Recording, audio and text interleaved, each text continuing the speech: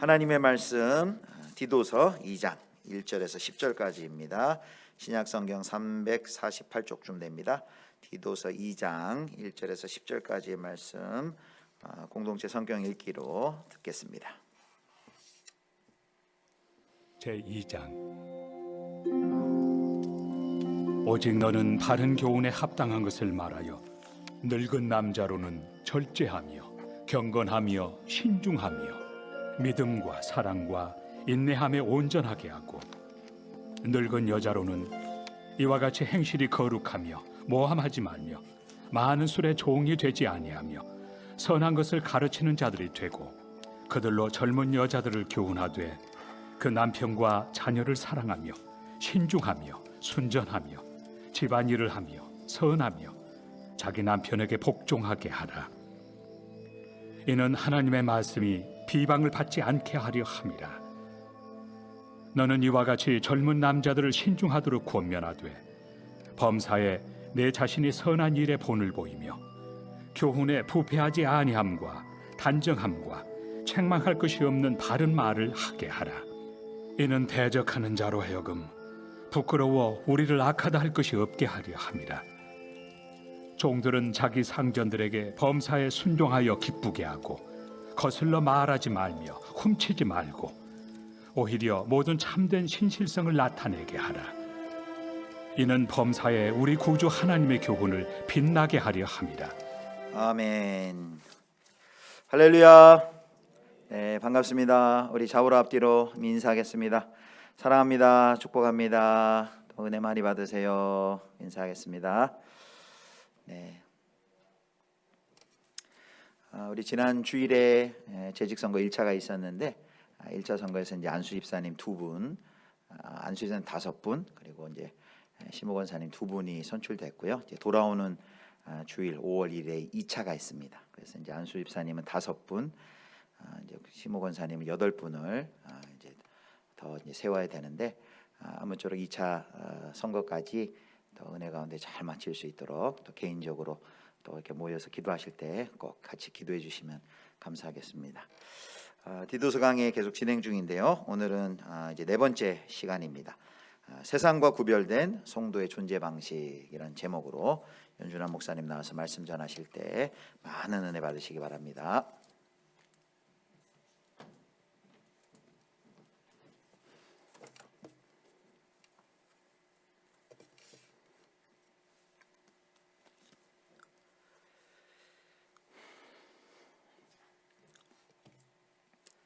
네, 반갑습니다. 같이 오늘 디도서 2장 말씀을 나누려고 하는데요. 오늘 설교에 앞서서 오늘 내용에 대해서 좀 더 자세히 이해를 하고 싶거나 디도서 2장에 대해서 좀 알고 싶은 분들은 두란노에서 나왔고 박대영 목사님이 쓴 디도여 교회를 부탁하오의 챕터 4번째거든요. 거기 내용을 좀 확인하시면 조금 더 자세한 내용과 또 다양한 내용에서 좀 확인하실 수 있을 것 같습니다. 원래는 시작하기 전에 예화를 하고 시작해야 되는데 내용이 너무 많아가지고 예화 없이 바로 본문 내용으로 좀 들어가 보려고 합니다. 사실 오늘 내용은 어떻게 보면 남들이 듣기에는 좀 불편한 이야기가 될 수 있고요. 어떤 분들은 들으면서 잘 공감을 할 수 없거나 좀 어렵게 느끼실 수 있을 것 같습니다. 오늘 디도서 2장 1절부터 10절까지 읽었는데 내용 중에 복잡하거나 어려운 내용은 없지만 좀 구성이나 이런 부분들이 좀 헷갈릴 수도 있고요. 또 나와 있는 내용들 중에 나를 불편하게 하는 내용들이 있을 수도 있습니다. 바울이 오늘 이 이야기를 왜 했는지 살펴보고 여기 나와 있는 의미들이 무엇을 의미하는지 같이 묵상해 본다면 디도서에게 나와 있는 이 내용들이 어떻게 우리에게 적용될 수 있는지 좀 함께 나눌 수 있을 것 같습니다. 오늘 본문은 바울이 디도에게 권면하는 내용을 담고 있습니다. 디도에게 너는 지도자로서 어떻게 이들을 가르치고 권면하라라고 내용을 담고 있는데요. 바울이 목회를 성공적으로 시작을 했습니다. 그래서 바울은 어디를 가든지 항상 이방의 교회를 세웠고요. 그것 가운데 하나님의 복음을 신고 사람들로 하여금 교회에 모여 말씀을 배우도록 했습니다. 하지만 바울은 많은 이방인들에게 복음을 전했다는 걸 알고 있다시피 굉장히 많은 교회가 있었기 때문에 한 교회에 정착해서 그것을 목회하기는 조금 어려웠습니다. 그래서 바울이 세운 교회 중에 이제 그레데에 있는 그 교회를 디도에게 맡기고 바울은 다른 곳으로 떠나게 됩니다. 그곳에서 남아서 사역하고 있는 디도에게 쓴 편지가 오늘 이 디도서라는 거죠. 그래서 이 목회서신, 어떻게 그들을 잘 양육하고 또 돌볼 것인가, 특히 네 번째 시간 세상과 구별된 성도의 존재 방식은 어떻게 나타나는가에 대해서 좀 살펴보려고 합니다. 그레데인들은 우리가 지금까지 수요일날 계속 들었듯이 굉장히 문제가 많은 사람들이었습니다. 어찌 보면 그들의 삶의 양식에서 문제가 나타났을 수도 있고, 그들이 살고 있는 그 환경들이 또는 많은 사람들이 그 환경들을 계속해서 유지시키는 장치가 되었을지도 모르겠습니다. 특히 그리스도인으로서 어울리지 않는 그들의 모습들은 바울로 하여금 그들이 바른 신앙인으로 자라날 수 있도록 디도를 통해 교육할 필요가 있었을 것입니다. 그래서 바울은 오늘 본문을 통해서 디도에게 먼저 본을 보여 그들을 가르치라라고 이야기하고 있습니다. 구체적으로 그레데인들이 어떻게 살아야 될지 본문을 통해서 1절부터 10절까지 5가지 부류의 사람들에게 어떻게 나타나고 있는지 좀 살펴보려고 합니다.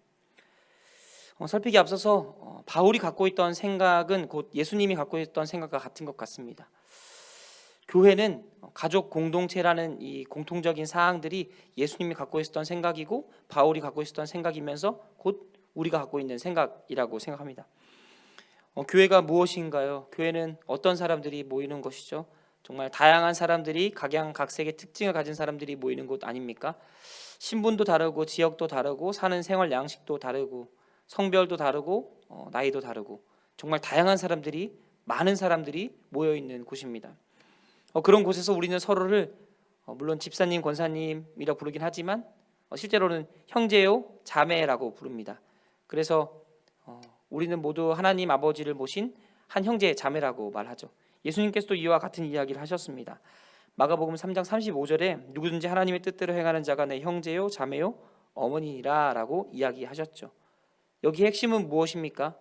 하나님을 믿는 사람, 예수 그리스도와 같이 하나님을 바라보고 있는 사람이 곧 형제요 자매라는 것 아니겠습니까?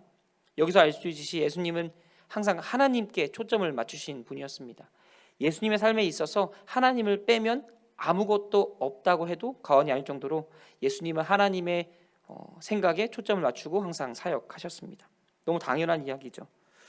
그렇다면 예수비전교회에 모여있는 우리들도 같은 생각으로 살아야겠지 않겠습니까? 기독교인, 그리스도인, 예수 그리스도를 닮아가는 사람들이 가져야 되는 마음가짐이 곧 예수님의 마음가짐이라는 거죠. 그러니까 교회는 가족 공동체, 옆에 있는 분들은 형제요 자매라는 겁니다. 형제요 자매라는 이 말이 왜 중요할까요? 형제 자매가 왜 중요할까요? 저는 혼자 자라서 잘 모르지만 이 형제와 자매가 굉장히 큰 영향을 준다는 것을 알고 있습니다. 제 주변에도 많은 형제 자매들이 있었는데 특히 남매가 많이 싸우더라고요. 서로의 이해관계 충돌해서 말뿐만 아니라 몸의 대화로도 싸우는 것을 많이 봤습니다. 물론 어렸을 때는 나이 많은 누나가 이겼지만 중학교 이후로부터는 나이 적은 남동생이 갑자기 쑥쑥 커버리는 바람에 누나를 제압하고 그런 모습을 좀 많이 봤습니다. 제가 이 이야기를 왜 하냐면 형제 자매라는 것은 정말 가까이 있는 사람들이라는 거죠. 우리의 볼 꼴 못 볼 꼴 다 보여주면서 같이 성장한 사람이라는 겁니다. 옆에 있는 형제 자매도 사실 신앙적으로 우리에게 큰 영향을 주는 사람들이 있는 거죠. 옆에 있는 사람이 누구냐에 따라서 내가 생각하고 사고하고 말하고 듣는 것이 다 다르다는 겁니다. 그런데 교회는 다 똑같은 걸 말하고 똑같은 걸 듣고 똑같은 걸 생각해야 한다는 게 저의 생각입니다. 가족 공동체는 서로에게 영향을 주는데 특히 그리스도 안에서 가족 공동체는 신앙으로서 많은 영향을 주겠죠. 바울이 이것을 기록한 첫 번째 이유가 바로 이것이라는 겁니다. 그레데인들, 디도에게 있어서 그들은 가족 공동체였고 형제요 자매였다는 것을 강조하고 있습니다. 두 번째는 그곳 가운데 있는 거짓 지도자들의 가르침과 대조하기 위해서입니다. 형제요 자매요 가장 가까이 있는 사람들이 영향을 주는데 만약 그곳 가운데 거짓 지도자들이 섞여 있다면 어떤 영향을 받겠습니까? 특히 그곳 가운데 있는 유대인들은 이들로 하여금 바른 신앙을 하지 못하도록 만들었습니다. 왜 그런지 보니 바울이 가르치는 가르침을 반대하는 사람들이 그곳 가운데 있었기 때문이죠. 바울은 수시로 사도권에 대해서 굉장히 많은 공격을 받아왔습니다. 여러 가지 이유가 있겠지만 아마 바울을 시기하거나 또는 바울의 사상을 받아들일 수 없는 사람들이 바울을 대항했고 그의 공정성을 공격했던 것 같습니다. 하지만 잘 살펴보면 바울이 말했던 것보다 바울을 대항했던 사람들이 말했던 이 행동 양식들이 조금 더 이상하다는 걸 발견할 수 있습니다. 항상 틀에 갇혀 있고요. 그들은 고정관념 속에서 항상 신앙생활을 했습니다. 그리고 굉장히 배타적인 신앙생활을 했죠. 열려 있어야 한다는 게 아니라 하나님이 원하시는 게 무엇인가 살펴봐야 하는데 자신의 생각 속에서 배타적으로 남들을 배척하는 모습들을 많이 보여줘 왔습니다. 근데 바울이 사역했던 이 그레데 섬은 어떤 섬입니까? 세운 지 얼마 안 된 신생교회 아닙니까? 신앙생활로 봤을 때 어린아이와 같은 그런 사람들에게 거짓 지도자들은 악영향을 줬을 겁니다. 신앙생활에서 바른 것을 바라보지 못하게 했을 것이고 성장하지 못하게 했을 것입니다. 이런 상황 속에서 디도는 굉장히 어려움을 많이 느꼈을 거라고 생각됩니다. 신앙이 성장하지 않은 사람들, 삶의 행동에 일치가 없는 사람들, 성경에서 봤듯이 거짓말쟁이들이라고 말하는 이 사람들, 어떻게 이 사람들을 변화시킬까 막막했을 거라는 거죠. 그곳 가운데 바울이 디도에게 권면하는 편지를 쓰는 겁니다. 이 사람들에게는 이렇게 권면하고 이 사람들에게는 이렇게 권면하고 너는 이렇게 살아라. 그게 하나님의 뜻이다. 이 이야기들에 대해서 그 챕터에서도 그렇지만 오늘 본문에서도 다섯 부류의 사람들을 나누면서 그들이 어떻게 권면하고 성장할 수 있을지 바울이 제시합니다. 가장 먼저 1절을 보시면 오직 너는 바른 교훈에 합당한 것을 말하여라고 기록하고 있습니다. 핵심은 바른 교훈입니다. 바울은 디도에게 바른 교훈을 말하라고 이야기합니다. 여기서 말하는 바른 교훈이 무엇일까요? 건강한 가르침, 온전한 가르침으로 볼 수 있습니다. 그리고 바울이 말하는 건강하고 온전한 가르침, 바른 교훈은 바로 하나님으로부터 나옵니다. 즉 하나님으로부터 기초한 가르침이 건강하고 바른 교훈이라는 거죠. 이런 건강한 교훈들은 사람들로 하여금 건강한 신앙생활을 할 수 있게 만듭니다. 기초를 잘 다질 수 있게 한다는 거죠. 그러니까 디도가 바라봐야 했던 것은 하나님이 주시는 그 말씀으로 사람들을 교육하는 거였고 그 외에 다른 것들에 주목하면 안 됐습니다. 바울이 이 이야기를 서두에 꺼낸 것은 아마 이곳 가운데 그레데인들을 가르치는 기준이나 교사들이 없었던 것 같습니다. 그들의 잘못된 생활 양식을 바로잡아줄 교사가 없었고 그들에게 쓴소리 해주는 사람이 없었던 것 같습니다. 그래서 바울은 하나님의 말씀으로 그들을 가르칠 것을 이야기하고 있죠. 중요한 것은 바울이 이야기하는 건 지식적으로만 아는 것이 아니라 삶으로 먼저 알고 가르치라는 것에 있습니다. 디도가 먼저 알고 그들을 가르치는 것, 지도자가 먼저 그것을 알고 배우고 삶으로 체득한 다음에 그들에게 가르치는 걸 권면하고 있다는 거죠. 그리고 디도도 바울과 함께 다니면서 바울의 모습을 많이 보았고 아마 그대로 행했을 거라고 생각됩니다. 그래서 본격적으로 바울이 디도를 통해서 그들에게 가르치고자 하는 내용들이 나오는데요. 2절에 보면 이 늙은 남자들에게라고 기록되어 있습니다. 시작부터 나이가 많으신 어르신들은 기분이 나쁠 수도 있는데 여기서 말하는 이 늙은 남자들은 단순히 나이가 많은 걸 이야기하는 게 아니라 교회의 연장자들을 이야기합니다. 교회 연장자들 중에 나이가 많으신 연장 남성분들을 이야기한다는 거죠. 그들에게 무슨 권면을 할 수 있겠습니까? 그들은 이미 세상 살 만큼 많이 살았고 많은 것들을 경험했고 많은 것을 알고 있는 사람들 아닙니까? 근데 그 사람들에게 무엇을 권면하고 있을까요? 이 남자 어른들에게 권면하고 있는 내용들을 보면 절제와 경건과 신중함을 이야기합니다. 이게 어떤 것을 의미하냐면 일반적으로 그들이 갖고 있는 자질을 이야기한다는 거죠. 많은 것을 경험했고 알고 있기 때문에 더욱더 많은 것을 포기할 수 있고 절제할 수 있다고 이야기합니다. 먼저 삶을 살아본 인생의 선배로서 다른 사람들에게 본을 보여주는 모습을 나타내고 있다는 거죠.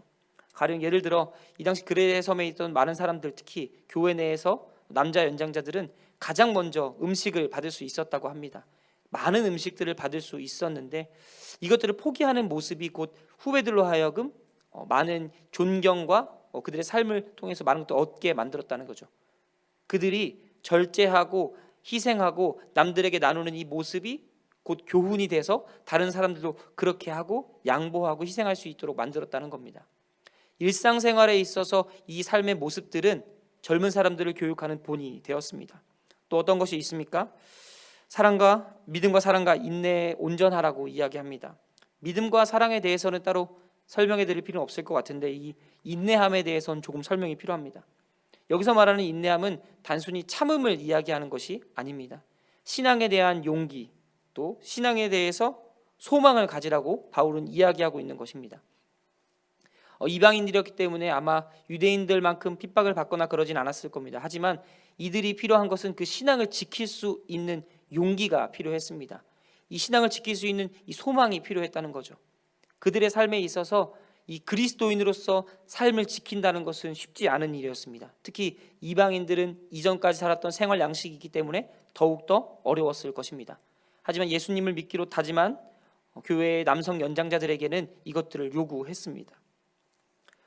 어른들에게 필요한 것은 위엄과 신앙의 성숙함과 지혜였습니다. 삶에 있어서 삶을 살아가는 방법들을 몸소 실천해서 보여주는 거죠. 그것들을 보고 젊은 사람들이 본을 삼아 살 수 있도록 그들에게 본이 되라고 바울은 이야기하고 있는 것입니다. 믿음과 사랑, 신앙의 소망 안에서 그리스도의 열매가 있어야 했고 그들에게는 하나님이 부르신 소명의식도 있어야 했습니다. 굉장히 높은 수준의 자질을 요구하고 있죠. 이 말을 들으면 굉장히 부담스러울 겁니다. 근데 여기서 말하는 이 자질들은 교회에서 말하는 지도자들 중 장로들에게 요구하는 것과 같이 요구합니다. 장로들을 선출할 때 있어서 과거에도 그랬지만 장로들은 지도자들을 선출하는 거였죠. 그런데 이 장로들의 수준들과 교회의 연장자들의 수준이 같다는 거죠. 즉 성도로서 같은 것을 계속해서 요구하고 있다는 겁니다. 신앙생활을 한 사람으로서 먼저 간 인생의 선배로서 이 삶에서 터득한 노하우들을 잘 몸으로 체득하고 보여줄 수 있는 사람들, 이 사람들이 바로 연장자들에 대한 이야기로 남아 있습니다. 이들의 목적은 신앙의 전수였습니다. 두 번째는 3절부터 4절 초반절까지 늙은 여자들에게라고 기록되어 있습니다. 이 말 역시 들으면 기분이 좀 나쁠 수 있죠. 늙은 여자들에게 그러면 말씀드렸다시피 여기서 말하는 늙다라는 것은 신앙을 또 인생을 살아본 사람들에게 이야기하고 있는 것입니다. 이들에게는 늙은 남자들, 남성 연장자들에게 요구하는 것과 같은 것을 요구하고 있다고 이야기합니다. 이와 같이라고 이야기하면서 요구하고 있죠. 거기다가 플러스 알파로 더 요구하는 것들이 있었습니다. 먼저 그들에게 행실이 거룩해야 한다고 이야기하는데 이것은 그들의 삶이 여성 신앙인으로서 존경할 만한 사람이 되어야 한다는 것을 의미합니다. 그들을 바라보면 하나님을 볼 수 있을 정도로 신앙생활이 보여야 한다는 거죠. 그리고 이것과 연관되어서 그들에게 모함하지 말라고 이야기합니다. 아마 바울이 겪었던 많은 교회에서 발생했던 문제들을 그들에게도 나타나지 않도록 주의하라고 이야기한 것 같습니다. 사람들에게 특히 말의 힘을 주의하라고 한 것이죠. 모함한다는 게 무슨 뜻입니까? 다른 사람에 대해서 근거 없는 비난이나 헛소문을 퍼뜨리는 걸 모함한다고 하지 않습니까? 근거 없는 말을 하지 말라는 거죠. 그들에게 남들에 대한 이야기를 하기 전에 그들의 행실을 살피고 거룩하라는 이야기를 하고 있는 것입니다. 여기와 더불어서 술의 종이 되지 말라고 이야기합니다. 술자리를 가보신 분들은 알겠지만 굉장히 많은 이야기가 나오는데 다 쓸데없는 이야기만 합니다. 근데 대부분은 긍정적이고 생산적이고 좋은 이야기보다는 다 나쁘고 모함하고 비난하고 불평하는 이야기만 나옵니다. 거기서 나오는 이야기 중에 좋은 이야기는 하나도 없습니다. 술이 있는 곳엔 이야기가 있고 그 이야기는 대부분 다 악한 이야기들 뿐입니다. 즉 여성 연장자들에게 요구되는 것은 말의 힘을 주의하고 잘 사용하여 다음 세대에 계승하라는 것입니다. 도리어 여성 연장자들에게는 선한 것을 가르치는 자들이 되어서 다음 세대를 양육하라고 더욱더 이야기합니다. 그 이야기가 젊은 여자들을 교훈하라고 하는데요. 동성끼리 누릴 수 있는 또 배울 수 있는 삶에서 체득한 것들을 그들에게 잘 전수해 주라는 이야기입니다. 우리 교회에서도 여성 연장자들이 계시죠. 또 그분들이 함께 기도의 자리에 나와서 기도해 주시는 걸 젊은 여성 성도들이 보고 우리도 함께 기도해야겠다는 것을 배운다면 우리는 굉장히 잘하고 있는 것입니다. 교회의 연장자들 남성과 여성의 내용을 정리하면 그렇습니다. 본을 보여 가르치고 신앙의 세대를 계승하는 것, 그들의 삶이 신앙의 본이 되는 것을 바울은 요구하고 있습니다. 그리고 4절 후반부부터는 젊은 여자와 남자에게 하는 교훈들이 나옵니다. 4절 후반부부터 5절까지는 젊은 여자들에게 7가지 자질에 대해서 요구하고 있습니다. 여기서 말하는 7가지 자질은 남편과 자녀를 사랑하고 신중하고 순전하며 집안일을 하며 선하며 자기 남편에게 복종하는 것. 듣기만 해도 숨이 막히시죠? 굉장히 지키기 어려운 것들만 요구하고 있죠. 그것들을 보면 먼저 남편과 자녀를 사랑하는 것을 각각 요구하고 있습니다. 남편도 사랑하고 자녀도 사랑하는 것, 여성이 가진 위치가 좀 다르다는 걸 이야기하는 거죠. 혹시나 여기서 불편해하시는 분들을 위해서 말씀드리면 뒷부분에 남성에게도 동일한 걸 요구합니다. 여성에게만 요구하는 건 아니고 남성에게도 동일하게 요구한다는 것, 기억하시고 들어주시면 좋겠습니다. 남편을 사랑하는 것, 즉 아내로서 남편을 사랑하고 존중하는 것, 특히 성경에서 말하는 복종에 대한 이야기가 나옵니다. 후반부에도 나오죠. 또 자녀를 사랑하는 문제도 나옵니다. 이번에는 어머니로서 자녀를 사랑하는 것, 그 사랑으로 잘 양육하는 것을 이야기하고 있는 것이죠. 자연스럽게 그냥 체득되는 게 아니라 이 모든 것들은 다 배워야 합니다. 누구에게 배워야 될까요? 여성 연장자들에게 배워야 하는 겁니다. 그러니까 여성 연장자가 이것들을 잘 실천하고 가르칠 수 있어야 한다는 거죠. 그 다음은 신중하고 순전하라고 이야기합니다. 신중과 순전에 대해서는 다양한 해석들이 있지만 핵심을 보자면 욕망의 절제와 거룩함을 이야기합니다. 얼마나 많은 것들이 그들의 삶에서 즐거움으로 남아 있겠습니까? 또 젊음이라는 것은 그들로 하여금 많은 쾌락과 즐거움을 누릴 수 있게 했을 것입니다. 그때 바울이 이야기하는 것은 신중하고 순전하라. 무엇을 하기 전에 한 번 더 고민하고 거룩함을 유지하도록 하라는 겁니다. 원하는 것, 하고 싶은 것, 아무도 모르는 은밀한 일들을 자신의 욕구 해소에 사용하지 말고 하나님 안에서 사랑으로 잘 덮으라는 이야기를 합니다. 앞 문맥과 연결해 볼 때 사랑의 대상을 무시하고 하는 행동들도 이에 포함된다는 것을 알 수 있습니다. 즉 성적인 문제도 이 안에 들어간다는 것이죠. 그 다음을 보시면 집안일을 하며 선하라인데 이 부분에서 좀 걸리시는 분들이 있을 겁니다. 어떻게 시대가 이 시대인데 집안일만 하고 선하라고 말하냐라고 이야기하지만 여기서 말하는 것은 집안일을 하며 선하며 이 두 가지를 이어서 본다면 집안일을 하는 것이고 선한 일인데 다른 말로 하면 가정에 충실하라는 이야기입니다. 집안에 맡겨주신 하나님께서 맡겨주신 그 가정에 충실하여서 집중하라는 이야기죠. 다른 말로 하면 분명히 가정을 떠난 여성들도 있었다는 것을 유추해 볼 수 있습니다. 그렇다고 해서 남자가 집안일을 소홀히 해서 될까요? 안 됩니다. 뒷부분에서 다시 한번 얘기하겠습니다. 마지막 요구사항은 남편에게 복종하는 것인데 이 역시 듣는 여성 성도들로 하여금 굉장히 불편함을 느끼게 합니다.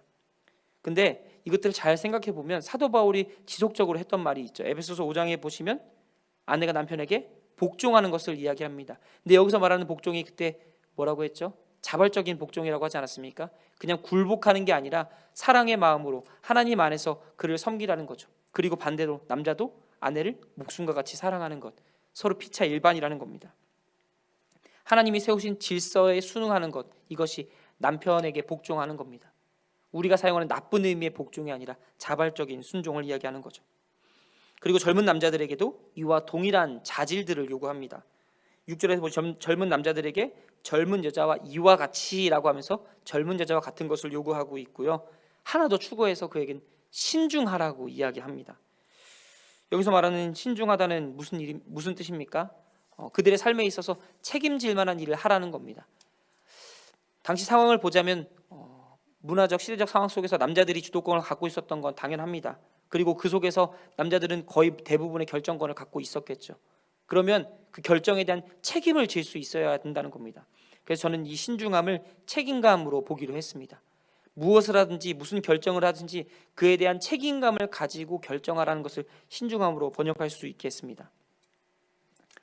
정리하자면 여성에게 요구된 절제도 또 남성에게 요구된 절제도 모두 동일합니다.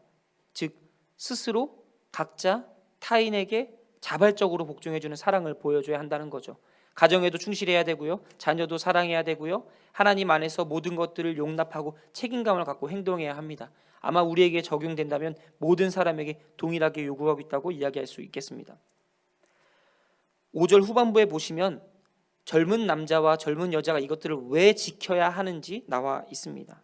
바로 하나님의 말씀이 비방을 받지 않게 하기 위해서입니다. 즉 이 젊은 남자와 젊은 여자가 하는 행동들은 곧 하나님의 말씀과 연결됩니다. 그들의 삶은 하나님 말씀이 지켜지는가 지켜지지 않는가 보여주는 본이 된다는 거죠. 그들의 삶에 있어서 중요한 것은 이것을 지킬까 말까, 아니 내가 잘하고 있는가 있는가도 중요하지만 하나님의 말씀이 바로 서 있는가를 먼저 발견해야 한다는 것입니다. 만약 그들이 이 모든 것을 잘 인지하고 있었다면 하나님의 말씀을 비방받지 않게 하기 위해서라도 열심히 노력하지 않았겠습니까? 그리고 바울은 교회 남성, 여성 연장자와 젊은 남녀에게 권면하여 가르칠 디도에게도 이 모든 것을 다 지켜야 한다고 요구하고 있습니다. 7절과 8절을 보시면 지도자 디도에게 본을 보이라 라고 이야기합니다. 또한 바른 말로 가르치라 라고 이야기합니다. 지도자로 세움받은 디도는 이 모든 것을 알고 본을 보일 만큼 행동해야 했습니다. 더 무거운 것을 요구하고 있다는 거죠. 다른 말로 하면 무언가 맡게 된다면 그에 맞는 자질이 요구된다는 겁니다. 더 많이 희생하고 더 많이 생각하고 더 많이 배우고 더 많이 행동해야 한다는 거죠. 직분을 맡았다는 건 사실 그렇습니다. 굉장히 어렵고 부담스러운 일입니다. 다만 왜곡된 사회 속에서 마치 직분을 맡는 게 승진한 것처럼 말씀하시는 분들도 가끔 계시나 중요한 것은 그들이 직분으로 맡음으로 인해서 교회에서 한 축을 담당하게 되고 더 많이 희생하게 된다는 것을 기억해 주시길 바랍니다. 그래서 우리는 서로를 더 격려해야 되고 위로해야 되는 것입니다. 디도에게 진정 필요했던 건 위선이 아닌 진짜 신앙이었습니다. 그리고 교사로서 바른 태도와 행동이 디도가 갖춰야 될 지도자의 자질이었습니다. 누군가를 가르친다는 것은 그만한 높은 수준의 희생과 헌신, 태도를 요구하고 있다는 것입니다. 계속 바울이 이야기하길 교훈이 부패하지 아니함과 단정함과 책망할 것이 없는 바른 말을 하게 하는 것이 디도가 지켜야 할 것임을 이야기하며 디도로 하여금 소명의 확신과 삶의 양식, 태도를 점검하라고 이야기하고 있는 것입니다. 디도는 바울의 가르침에 따라서 아마 행동했을 것입니다. 그들을 가르치기 위해서 부단히 노력했겠죠. 하지만 분명히 쉽지 않은 일입니다. 그래서 더 하나님을 의지하지 않았나 싶습니다. 지도자에게 진정 필요한 것은 하나님을 의지하는 일이었습니다. 그리고 디도는 아마 하나님을 의지함으로 자신을 복종시키고 사람들을 가르쳤을 것입니다. 마치 바울이 그러했듯이. 그리고 마지막으로 바울은 종들의 이야기로 권면을 마무리하고 있습니다. 9절과 10절을 보시면 종들에게 범사에 순종하여 기쁘게 하라, 거슬러 말하지 말며 훔치지 말라, 모든 참된 신실성을 나타내라라고 기록합니다. 이는 당시에 있는 사회 문화적인 상황들을 이해하고 있고, 그렇다고 바울이 노예제도를 찬성하거나 또는 반대하거나 이런 입장이 아니라 시대적 문화적 상황을 이해하고 순응한다는 이야기를 한다는 것입니다. 반면 종들에게는 어려운 이야기가 될 수 있지만 하나님께서 주신 그 상황과 여건에 충실하라고 이야기하는 것으로 볼 수도 있습니다. 이 모든 것들은 자발적인 순종으로 귀결됩니다. 교회 내 귀천이 없는 형제 자매로 지낼 것을 강조함과 동시에 당시 시대적 상황을 반영하고 있는 모습으로 볼 수 있습니다. 쉽게 대할 수 있는 자들이 받는 소외감과 피해를 교회는 기억해야 했고, 또 종들의 위치에 있는 사람들은 지금 있는 상황에서 하나님이 나에게 무엇을 요구하시는가, 나의 태도를 점검하는 말씀이 오늘 본문이 될 수 있다는 거죠. 하나님이 주신 환경이 비록 내 성에 차지 않더라도, 불편할지라도 이 모든 것을 통해 역사하시고 삶을 이뤄가신 하나님을 바라보는 게 핵심 포인트라는 것입니다. 비록 종일지라도 하나님을 믿음으로 구원받은 형제와 자매 앞에서 하나님 앞에서는 동일하다는 것도 이곳에 담고 있습니다.